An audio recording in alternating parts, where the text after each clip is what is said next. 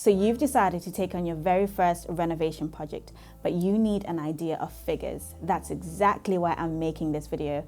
I'll take you through a recently completed bungalow renovation project with a budget of £100,000. I'm Keren-happuch, the founder and lead designer at KH Interiors based here in the East Midlands. This video is focused purely on renovation costs, so labor, materials, furnishings, and styling. Design fees differ project to project, so that's why I've not included these, so you're a bit clearer on the renovation costs. The old layout needed to be cleaned up a little bit. We were working with the client's spec of what she needed in her space. So the client is a single lady and she needed the space to work for her. So we proposed this new layout, and in the new layout, it included a kitchen gut, so a complete renovation with French doors replacing the windows. It was the media wall in the living room. It was removing the ensuite from the master bedroom and creating a walk-in wardrobe with a walkway through to a bathroom. Completely gutting the bathroom and adding an ensuite to the dormer. So you ask, what was the single biggest cost? The biggest spend on this project wasn't the rooms themselves, it was labor and materials. So the builders, including painters and decorators, plasterers, electricians, and the plumber, they all came up to £40,000 and £600. Their materials were £9,450.62. And if we do the math, we get to £50,050.62. So that's already half our budget gone towards the materials and the actual labor fee. So how much did each room cost? So the house was built in 1935, and the brief was to blend the client's love of the Georgian period, cozy English country style with modern features. The hallway before was plain carpeted, no character, and I always recommend against having carpet in your hallway, as it's usually a high traffic zone, so maintaining it will be a nightmare. So we changed the carpet to engineered wood flooring, and this came from luxury flooring, and it's called the waterproof pearl oak. And it runs throughout the hallway, the kitchen, and the snug. And the flooring itself cost £2,054.35. We then added shaker paneling halfway up, painted it in Farrow and Ball skimming stone, and the top half in Dulux Heritage Piano White, plus a console and a mirror. So that was £509. So we made this space much brighter and more welcoming. So the whole total price for the hallway was £2,563.35. The living room before had a green feature wall. Then after, we added the media wall with the integrated fireplace and LED lights, introducing layered lighting in the space. So this was included in the labor cost. The rest of the items were new carpet, shaker wall paneling, and furniture, and that came to £2,597. The main bedroom, as you walked into the bedroom, the first thing you saw was the built-in wardrobe. Then after, we changed the layout. We moved the bed to be where the wardrobe was, and then we created a new walk-in wardrobe where the ensuite was. So in terms of the furniture, we reused her bed, bedside tables, chest of drawers.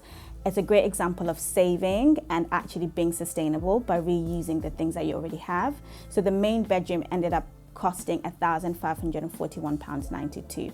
So the bathroom before, there was a bathtub did not work. She wanted a walk-in shower. So the bathroom itself cost £3,597, which included the bidet toilet with the heated seats, the basin, and the shower itself. And then one of the biggest costs, apart from the actual labor fees, is the kitchen. So the kitchen, as you can see, needed some improvement. It was quite outdated. So we played around with different layouts, and we decided to keep the same layout, as this allowed the client to maximize her storage. So before, there was a window in the kitchen with a radiator underneath, and now there's French doors with a cat flap, and these French doors were £900. The kitchen had a total cost of $20,312. So the shaker style sage kitchen bottom units and the porcelain upper cabinets from Howdens were £12,482.82, including the appliances, the Neff hide and slide oven and the Lamona fridge and freezer. The one thing that was not included was the dishwasher for $499 as the client wanted to go for a different brand. The quartz worktop was £2,345.70, and then the splashback was £1,543 from Profile Glass. So if you do decide to go for a mirrored splashback, I recommend that you have it as toughened glass so it can stand the heat. Hot water tap was from Aquataps, and this was $699. So as well as the boiling water, it also does filtered water. We did have a look at different options, but we ended up settling for Aquataps. The snug, so in the snug, the client is a former librarian. So before it was just being used as a seating area, but so we created a bespoke library in the color litter green mazarine and added the Tom Raffled pendant, extendable dining table and chairs, and this came to £2,514.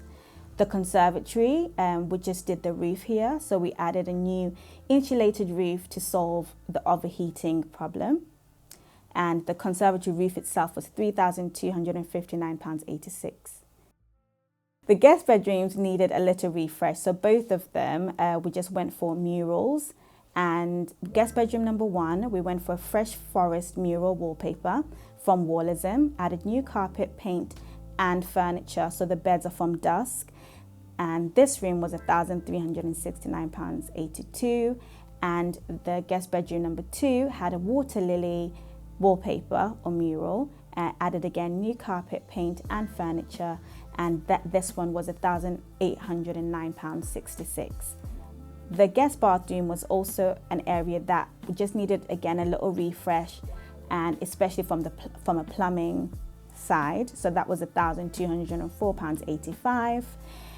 The dormer or the loft room. So the loft used to be an open and underused space, and we added the new pipework and converted it into a functional guest suite for all items in the dormer. It was $2,200 for all the furniture up there. And then lastly, window dressing and styling was £5,019.81. So this is like all the curtains, the blinds, and then all the finishing touches. So the big picture. So I've just given you a lot of numbers. I hope you're not confused. But the total came in at $98,039. So just under the 100K budget. Labor and materials, just to recap, were £50,050.62. The kitchen was just over 20K, and then the rest was for everything else we've just gone over. So I want to leave you with some tips and lessons learned, and some tips hopefully that you can use when you're planning your own renovation project. So number 1, and I keep on saying this, is think about your lifestyle and who you live with.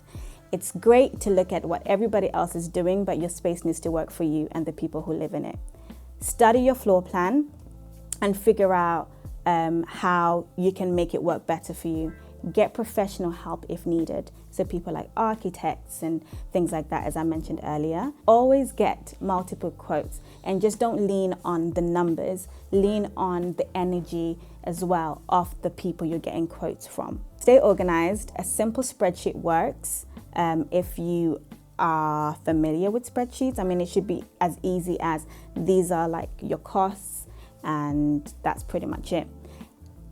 Something else I would always recommend is allow at least a 10% contingency, because projects do what they do, and as well planned as you can be, there's things that you can't plan for.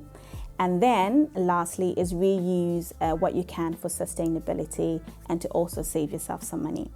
And if all of this feels a little too much to handle on your own, that's where hiring an interior designer can make a huge difference. When you work with the designer, you get someone who can project manage the whole renovation for you, make your budget work harder by knowing where to invest and where to save, coordinate with trades, chase deadlines, and keep things running smoothly, give you clear feedback so you're never second guessing decisions.